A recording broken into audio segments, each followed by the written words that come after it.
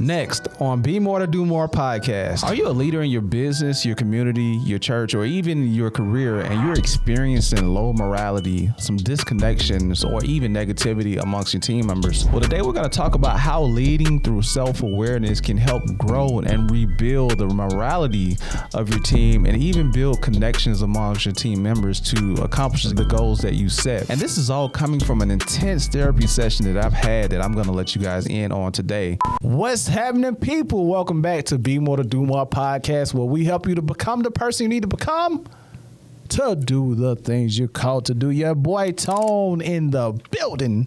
And my guy, Henry Allen Harton. The what? Third. Don't forget the A. Hey. What's up, bro? What's up, man? What you got going on today? Hey, I had therapy, bro. Ooh. I had therapy, man. I feel like this is my first session. Mm-hmm. So to you doobies out there, you might have had therapy before, but yo, I didn't know it was like, it's intense, but it's life-changing. Yeah. Sense, you know? I feel like I'm a pretty aware person. Mm-hmm. And she can tell, like my therapist can tell, but some of the stuff she unlocked though, man. For one, I struggled with being vulnerable for so long, especially in front of my wife, you know? So I feel like I gotta be hard in front of her. yeah, man, gotta be hard. Yeah. You know Chris Ann, bruh, you know how She tough. She tough. Yeah. But she in a season where she living her soft, what they call it, soft girl. Oh, she in soft life? Oh, Soft life. shoot. Nah, real talk, but she always been in that, not always, but as we got older, she's been changing on me, man. Like, you know what I mean? Like she's gotten to the point where she a little bit more, the things that when we were younger, because you know, you gotta think about it. I met Chris Ann when I was 23, she was 24. Let's just put that age out there. My bad, babe. Yeah. But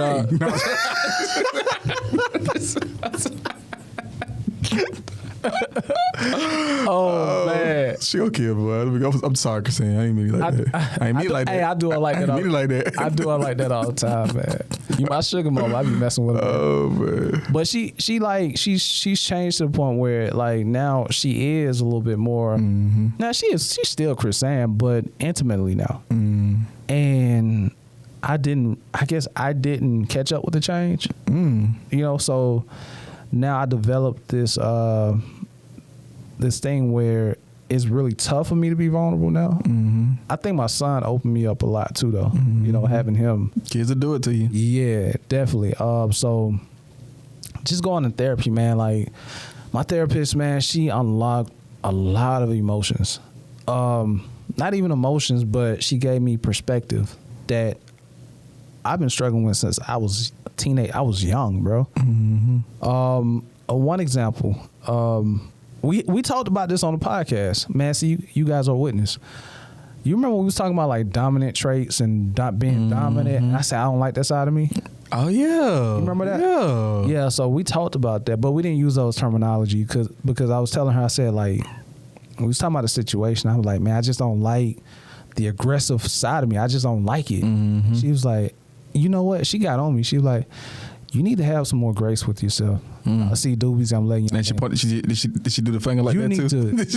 You need nah, but I can tell like in our communication. They wear that finger, they know they're serious though. Yeah, you know when you can tell her demeanor got serious. Yeah. So I knew she wasn't just fluff, you know. And she noticed I was trying to be cautious with my words too.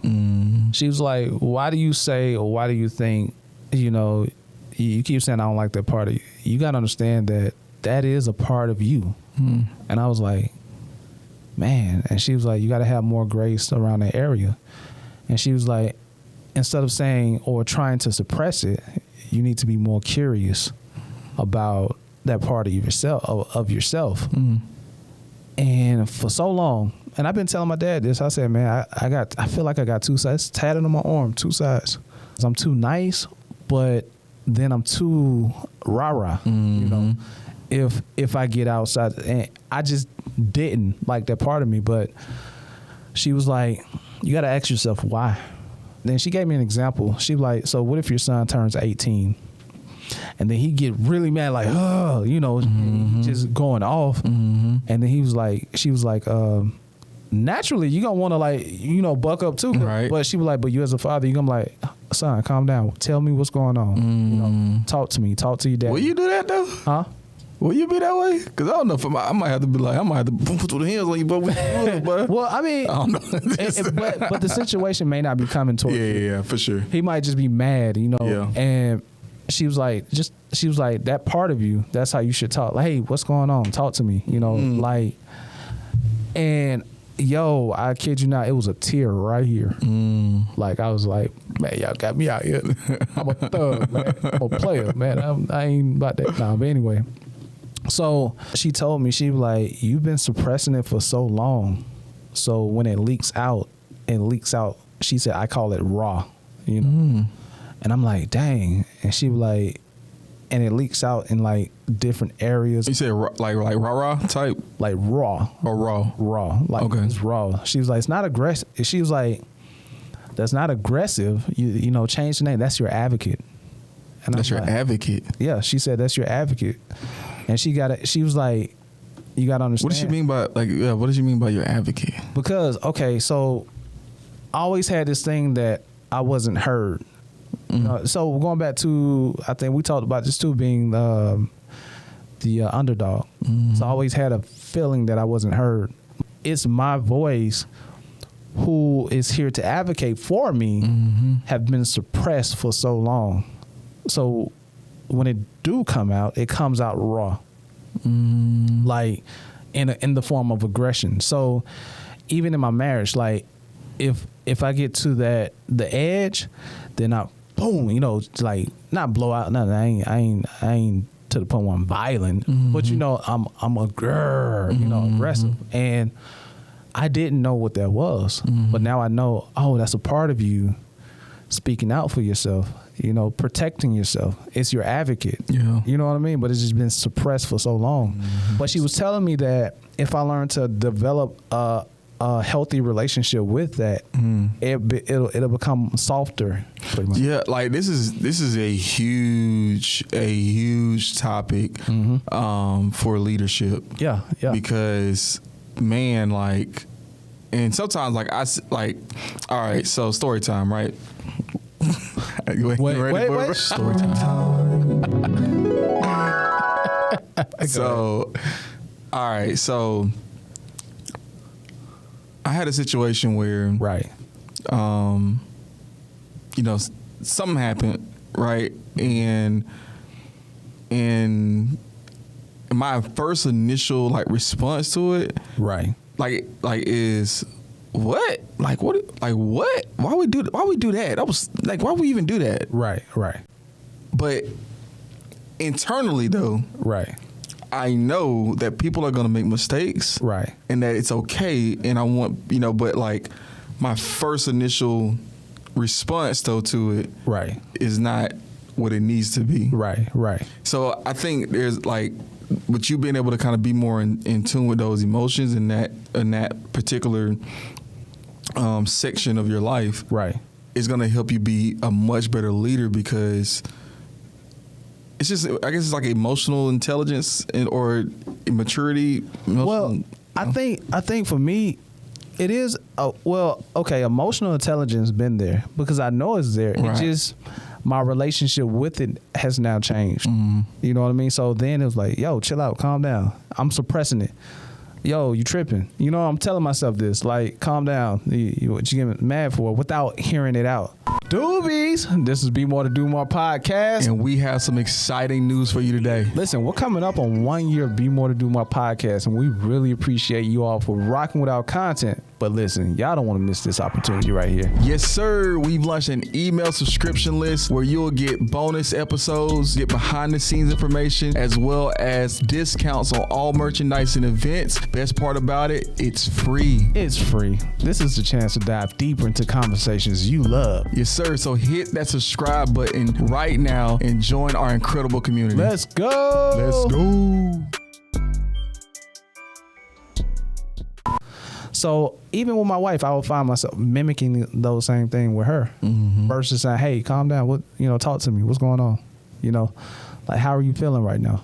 Versus being that in tune with myself. You see what I'm saying? So like, bro, you tripping? Calm down. Like, my relationship and how I talk to myself changed. Mm-hmm. I just didn't know how to effectively communicate with that part of myself. Mm-hmm. You know, it just changed the dynamics of communication. Yeah. Yeah. And it's going to help you like effectively communicate with other people too. Definitely. Because again, like I think it's a lot of people that struggle with you know, anger in a sense, or you know, or when things don't go their way, they just react versus like having a good relationship with that anger or with that, you know, disappointment, even to be able to again express it to their team or to the people that are around them, to their family, to their, you know, spouse in your sense, right? Man, that's big. Even in my relationships, like I feel comfortable now, like, okay, you ain't gonna blow up. You know what I mean? Like, you know, so it's just really learning how to effectively communicate within myself so I can do that with other people. And just kind of like, I believe that God places, and I don't think we talk about this in the Christian community, like self relationships. I believe that he put us in a position to govern ourselves so that we can learn how to govern with other people as well. You know, I think like the things that I'm learning within myself, I'm eager to teach somebody else. You know what I mean? Because from what I learned within myself, I see it in the streets. I see it like in our culture. You know what I mean? I see it so many other places, like the black on black crime, the killing, and I'm like, man, these people have misdirected anger or aggression, you know, and we're just not aware of it. So I'm like, man, like if I can get this in 1 hour, you know what I mean? Just imagine what would happen if multiple people get this, you know, and begin to practice it too. Practice it too. You're not gonna be perfect, but just to put it in practice. What I realized, 2 things. They cloned Tyrone. They cloned Tyrone. We might be late on this topic because it was trending, man. But hey, we don't care. We're gonna bring it back, because I do have a perspective. They cloned Tyrone, and then we read the book or listened to the book. Outwitting the Devil. Outwitting the Devil. You know what I mean? So I see a, and then with this conversation, dang, it's crazy how all this. Tying together, huh? Yeah, because we had this conversation like before I even went to therapy. Yeah. But it's crazy that, first of all, they cloned Tyrone. People started talking like crazy conspiracy. They cloned Jamie Foxx, and like, I'm like, y'all got that from the movie? Like, man, these folks be coming up with like all kind of stuff. I don't know what these folks be like. People got some imaginations. Yeah, like they got some like I get it, but come on, man. Some of this stuff just be like, you can't be serious, man. I'm gonna say this too though, but that's the biggest trick of the enemy, the biggest trick of Satan. Yeah, of course. He's going to misdirect their attention, you know, to really bring attention to what's really going on and the main message of the movie. You saw the movie, right? Yeah. Okay. So it's not about the cloning, but it's about the things that we subscribe. Right. The things that we've been subscribing to unknowingly or without questioning in our culture, you know what I mean? That's bringing a lot of toxicity in our community, and we just pass this down from generation to generation. You know, that's the cloning part. You feel me? Yeah, that's the cloning part. Like instantly, the first I think 15 minutes, I see old boy get shot up. You know what that did to me, bruh? Like, I hate to see that. I even hate to see it on social media and all that, like us killing each other, but. Yeah. To see that, and I'm like, man, what made that brother do that? Like, what's on your mind to even go that far to where you want to take another man's life? Right. You know what I mean? So seeing that, I don't think people understand. Like, I just don't think like kids, like not kids, like the younger generation. I mean, even our generation, right? But like when you're younger, right? You don't understand the gravity of like someone's life. Yeah. Like you don't value people's life. Right. Yeah. So therefore, like, you just looking at it from a selfish perspective. This person disrespected you, or this person, like, and a lot of times, man, it's crazy. A lot of times, if you ask that person, like, why you beefing with them, they can't even tell you. Nah, no. Like there's because they the ops. Okay, well, why are they the ops? Like, right. Why don't y'all get along? See what you're doing here? You're questioning. Yeah, they don't question. They just following the trend, following the friends. And I get it, right? Because we all were been there, right? Right. But it's I don't know. It's something that's kind of passionate for me because I wonder how can I get through to somebody that thinks that way. Right. And it's kind of like, I don't say keep me up at night, but like something like that is like, I care about these kids so much and like people so much that right. I don't want to see them go down that path because they don't have to. No, they don't. But I think that's the thing, man. Like, you got to question the narrative. Yeah. And one thing that Outwitting the Devil talks about, the conversation with the devil was like, most of these people are drifting. Mm-hmm. They're just going with the flow. Mm-hmm. They're going with what they see. They're going with what they learned, and they're not questioning these narratives. They're not questioning the messaging of somebody else's life. Mm-hmm. Like, why did that person choose to go that route? Okay, why did this person choose to go that route? Why are they telling me this? Right. You know what I mean? Right. Why are we not questioning these narratives? And just to come back to therapy, it allowed me to realize that the number one trick of Satan is to have us blind to these type of things. Mm-hmm. You know what I mean? Like to have us blinded to these type of things. And what we do is we misdirect, our quote unquote revelation to some other theory. Mm-hmm. And Satan like, I got y'all. Right. You know what I mean? Right. Like even in church, the book talk about that, right? Yeah. Like that's the devil. Y'all need to stop doing that, right? But how? How do we stop doing this? Where did it come from? Oh, it's church the devil, and make sure you clean that up a little bit. Man, depending on what church you're attending. I ain't gonna say all churches of God, man, but I think we just subscribe. Even I'm gonna say this because again, how many of us believers are actually gonna sit down and study the Word for ourselves and pray and ask for revelation? Mm-hmm. You know what I mean? Or we're just gonna subscribe to what our parents taught us. Not saying that everything they taught us is wrong, right? But you still got to question it. Yeah, you still have to. You got to get your own understanding of it. You have to get your own understanding, and that's just what it is. This episode is brought to you by Lucilla's Cleaning Service, where your cleanliness is our business. Now, this company specializes in commercial and residential cleaning. So if you want a free quote, be sure to reach out to their website at www.lucillascleaningservice.com.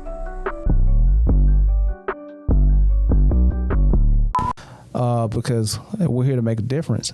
So one of the biggest tricks of the enemy is to not have us. He can't make us do anything, but cause us to be blinded to certain things and not ask questions as to why.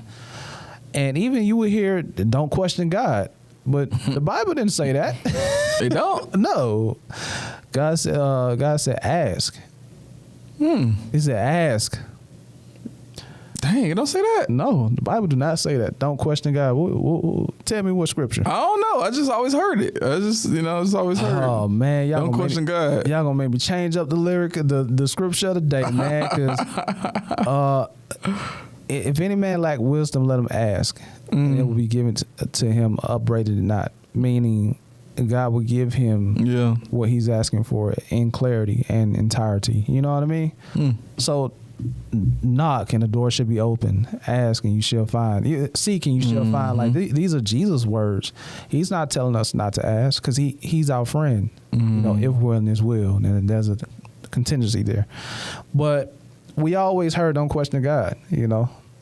I question God. Now you should, but the Bible also says, ask in faith. Now, if you're asking out of faith, like if you're asking in a sense of blaming, why you do this? Right. You know what I mean? I think that's what they meant. Okay. Yeah. Dang, the English language is crazy. Yeah. Because when you say don't question God, you know, you can say like, oh, don't question but like it could be saying like God don't make mistakes. Right. So don't question that he didn't make a mistake. Like, you know what I'm saying? Like that Right. could be that's what they meant by it. Yeah, you gotta explain it though. Yeah, you gotta explain. yeah. Or if you're the words one are important, man. It's crazy, especially in the English language. Yeah, so you should ask in faith, asking with an expectation of receiving an answer, but clarification. You know, for the sense of being curious and just wanting to learn from God and learn purpose. You know what I mean? That type of thing, and not just blaming and pointing fingers. You know, there's a difference. But yeah, we are subscribed to these narratives, and what happened is that this affect us in our internal conversations. You know, like I think maybe like so. That aggression part of me, I saw it as aggression, and I saw it as, you know, it's not good, you know, but I was blind to what it actually was. So the trick of the devil was that to keep me blind in that area so that when it does leak out, it leaks out toxicity and it affects people differently, right? You know, in a bad sense, right? But now that I understand it, you know, okay, I love that part of me. Begin to love that part of you. Now God can use this part of you to propel the gospel or the ministry, you know, or the message that he's giving you for your life. So how do you feel your life is like with this new understanding that you have of you know, soft life? How do you see your life like adjusting or changing because of this information that you have now about yourself? I think, or this embracing that you're doing of yourself. Well, I'm gonna say, okay, business. So when you're a Christian, right, and you serve the Lord, you know, sometimes you can commingle business and ministry. Okay. You know what I mean? So like people like, how much you charge? Oh man, I ain't got it. You know what I mean? Can you do this for me? You know, and I'm like, yeah, I do it. Dang, well, you better than me, boy. God. Yeah. What? Okay. No, that's not good at all. That's toxic. That's toxic. Oh, okay. Yeah, it's definitely toxic. That's what I'm saying. Like before that would take place, and I'm like, nah, you know, if you can't afford it, then come see me when you can. You know what I mean? Versus being like super aggressive about it. And I'm a firm believer in that. I'm telling you, man, I'm a firm believer in everybody got money. Firm believer in it. Well, yeah, because I mean, I don't think that was your struggle. You know, like me, I knew it. Like I knew it mentally. Okay, yeah, you. Because here's the thing: you can hear these things, right, and you can believe them, but there's a part of you that's still operating in an old system. And we're gonna talk about what Myron Golden talked about probably in the next episode or something. But you're still operating the old system. But this therapy session allowed me to understand that, hey, this advocate here is here to help you. So when something arises, let that beast out, but not in an aggressive way. Right. But you know, just understanding like this is who you are. That's beautiful. You know what I mean? Yeah. It's not bad. It's who you are, and that part of you is for a reason. So now in business, it's gonna be a little different. You know what I mean? So it's just what it is, and I just thank God for that, man, because now it just helped me a lot, especially in confidence. You know, now I don't have to. Am I being too strong? Am I being too nice? You know, having that battle there. So, you know, it just helps me bring together myself in entirety.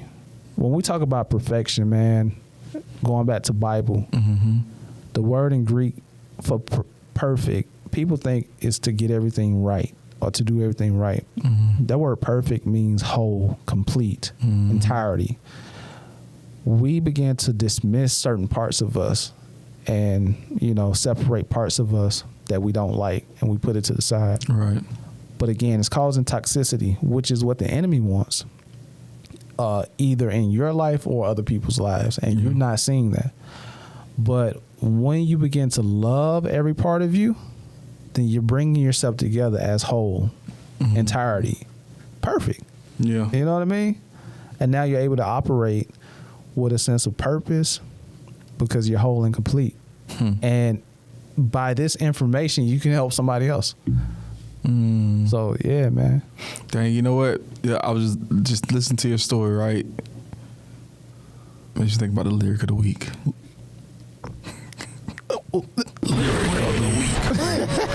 I'm still new to these buttons, man. I threw you off, dog. You gotta be ready. You gotta be ready. Never know when I spit it out. But nah, lyric of the week though, like, all right. And it's crazy that you said that almost made you cry because it's part of the lyric, right? Okay. So this lyric comes from Jermaine Cole.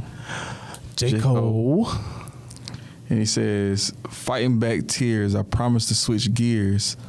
I told myself, whatever you do, you won't do it partially." Ooh. So like for you, like you don't have to fight between, being too soft or being too aggressive. Oh, that's heavy. Like you're gonna be able to really like go at it full speed and heavy. Not have to worry about it affecting in a negative way. Bars.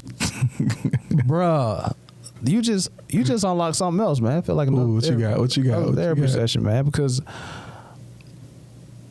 we talked about this in JTNS. I believe there's a lot of people out there who are operating in heaviness, who's easily feeling drained and tired because they are battling within themselves. You know what I mean? That fight within yourself takes so much energy. You know what I mean? Yep. But if we're able to operate in the sense of love and loving ourselves, then we will bring ourselves into completeness or completion or, wholeness or whatever. So it will make us a little bit lighter, able to take flight and pursue purpose. When I had that session, man, I just felt... First of all, I felt like she opened me up. Like, so like when we got off, I'm just sitting there like dazed, like, bro, like this ain't never happened.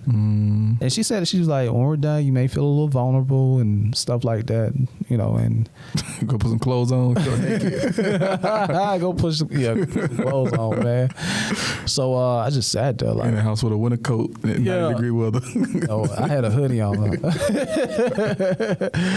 man, and I'm just sitting there like in a daze, just reflecting, like, and just all this stuff started coming out, and God started giving me more revelation. That's so crazy. That's how she good at what she do. Yeah. She's like, hey, you may feel a little vulnerable after this session. She knew exactly how I was gonna feel. I'm like, well, you fine. Yeah. She fine. Yeah, man. Like, shoot, bro. Like, she gonna be in my back pocket, man. I'm telling you. Like, for real. But yeah, man, it's definitely something, man. And it just have me realize that a lot of us out here are just going out here and not understanding who we are entirely, and not necessarily because we're not seeing who we are, but we're dismissing a part of who we are, versus embracing, and understanding the history that we've been through, and then even the strongholds, strongholds, right? Yeah, even the strongholds, man, and you begin to see those more often, and just doing the work. It's what it's about and stuff like that. So, did I say what I had to say? You said something that sparked something. I feel like it's there, but I forgot it. What was your main Cole verse again? Fighting back tears, I promise to switch gears. I told myself, whatever you do, you won't do it partially. See? Now I feel like I don't have to do anything partially. I can just, like you say, I can just go full force. Yeah. And I think the enemy... I'm not the enemy, but I think once a lot of the people understand this, they won't feel bottled down and they can go full force or whatever, man. Yeah, I mean, you just think about how many people, again, like you talked about the heaviness, right? Like, right. How many people are like going through Like you can't, like they may not even realize, because they may not be like as emotionally intelligent or in tune with themselves as you are. They just keep hitting this roadblock and they can't figure out why. Right. And they may be crying, they're crying every night, cry themselves to sleep every night. Right. And like, man, I just can't figure it out. Like I gotta become successful. I gotta reach my goal, but this keeps happening. Like I don't know, I don't understand. They're frustrated. Right. They're frustrated right now, and they gotta figure out like what it is, because that's what's gonna be able to move everything out your way and allow you to go full throttle, full speed, and to be able to reach that goal that you're really trying to reach to. Right. Yep. Self-sabotage, man. Like people self-sabotage too. Like, this may be another topic for another episode, but like I think that's a big thing of like, you may know what to do and you still won't do it. Yeah, that's pretty much what she said to me. She was like, but that's the thing. I didn't know I was self-sabotaging. Mm-hmm. She was like, look, I need you to have some grace with yourself here. Yeah. You keep saying, I don't like that side of me, and it's a part of who you are. Mm-hmm. You know what I mean? And I'm like, I was shocked. Like, what you mean? Like, right, you know what I mean? Like, right. You telling me I can like this thing? Right. You know what I mean? I was that shocked. And she was like, you just have to, because at the end of the day, I like to say that we are broken people. The reason why we need Yeshua HaMashiach, Jesus Christ. Mm-hmm. He came to save so that we can be in him entire and complete, And there are parts of us that are broken that we have to attend to. Mm-hmm. But how we attend to should be in love, which brings me to scripture of the week. Like that. You like that, bro? You see how I did that? Yeah, that was good. Hey, real journalist. That was good. Real journalist out here, man. 1 Peter 4:8. Above all, love each other deeply, because love covers over a multitude of sins. Like we talk about sin a lot in the Christian community. Like you shouldn't sin this, sin that, but it says here, above all, love each other deeply, because love, and this is the NIV version, because love covers a multitude of sin, and that's just what it is. Once you love, I mean, you can say this for one another, right? But I will also say this for yourself. If you learn to love all of you, then you begin to see yourself in its entirety, and then you begin to see your potential. Like them goals look a lot easier now. Yeah, you know what I mean. Yeah. Like I'm like, oh, okay, yeah, cool. I'm ready now, man. So, yeah, man, love covers a multitude of sins. Yeah, I think like it makes me think about that that saying, like people say, like love conquers all. Right. Like, so do you feel like that's what it, like you just got to love yourself? Yeah, but I think that we do. The Bible instructs us on how to do that. No, the Bible instructs us to do that. But how to do that, I think, may be the problem. How do we love ourselves? I know, one, the Bible also says perfect love casts away all fear. Right. So how do we do that? Perfect love, God is love, meaning God is the equivalent to love, or love is the equivalent to God. First, we have to love God, If you want to put it in another term, love. And then because God loves you, he shows you how to love you from his loving you. And you witness that love, you begin to love others. But I think our journey is having that relationship with God and learning how to love ourselves so that we can teach others what love really is and what it looks like. Does that make sense? Yeah. I think, yeah. Boom. Man, look like we about to get out of here early. What you thinking? Yeah, man. I like it. You got anything else? Nah, I mean, I think you hit it. I mean, I think obviously, like, like, even if it ain't like I don't know, maybe somebody should go to a professional, but like you got to be able to have somebody you can talk things out through. That's true. Yeah.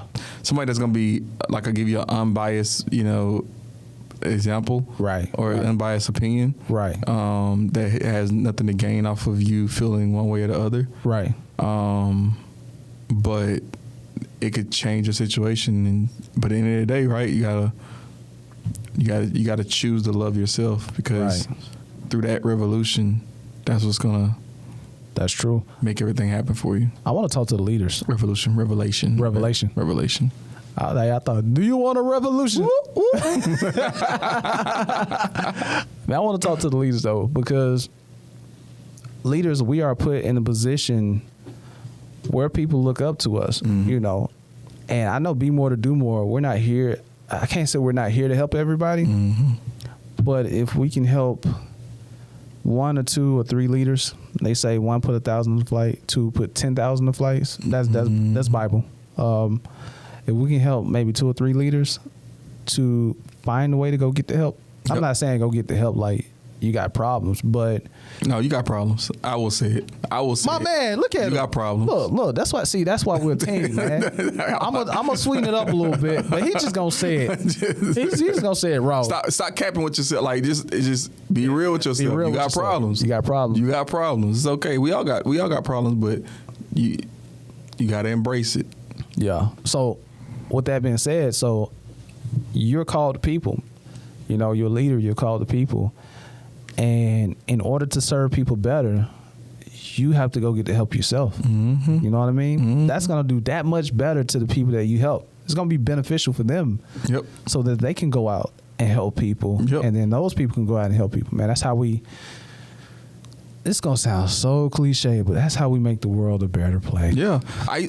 Bro, like, I used to like, I ain't going to say crash out on this, but like, it used to bother me so much because I wanted to change the world so bad. Right. Like, I wanted to change the world so bad.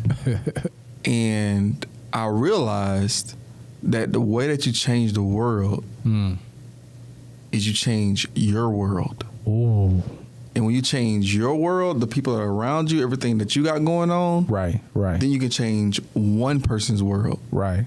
And then they'll change their, the people that they're around, and that's how you create a change that's everlasting. His legacy is through one person, and that person starts really with yourself. That's true. And then it's impacting another person. That's true. But it's not getting on a Zoom call or getting on the stage and talking to 10,000 people. Like, right. Yeah. Like, you're not going to be able to make I'm going to say not going to be able to make a difference like that, but like, if you want to make a big impact on people, right, you change one person's world. One person.